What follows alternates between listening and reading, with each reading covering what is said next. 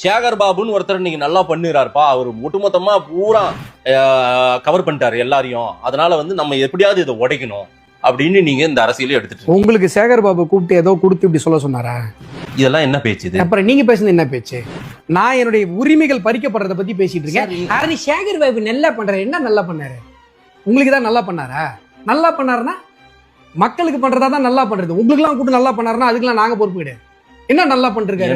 எங்களுக்கு எதுவும் பண்ணல. எனக்கு தெரிஞ்சு காவி வேட்டி போட்டு சுத்தினுங்கிற ஒரு அறநிலையத்துறை அமைச்சரை நான் ஃபர்ஸ்ட் டைம் இப்பதான் சார் பாக்குறேன். இதுக்கு முன்னாடி எந்த அறநிலையத்துறை அமைச்சரும் தமிழ்நாட்டுல பாக்கல அஸ்வத்தாமன். கடவுளே, இங்க பாருங்க, எனக்கு என்ன யாருமே கோயிலா சுத்தினுங்கிறாரு.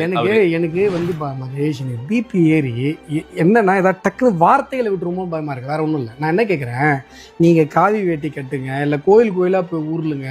இப்ப KN நேரு அவர்கள் கூட சீர்காழியில சட்டநாதர் கோயிலுக்கெல்லாம் வந்தார். கேஸ் போட்டதுல இருந்து கோயிலா உருள்றாரு. நீங்க கொஞ்சம் கூட அடிப்படை அறிவே இல்லாம இந்த வாதங்கள் தொடர்ந்து வைக்கப்பட்டு இருக்கு. நீங்க கோயிலுக்கு போறீங்களா இல்லையான்றதை நாங்க கேட்கலீங்க. நாங்கெல்லாம் கோயிலுக்கு போறோம்னு நினைச்சிட்டு இருக்கீங்களா?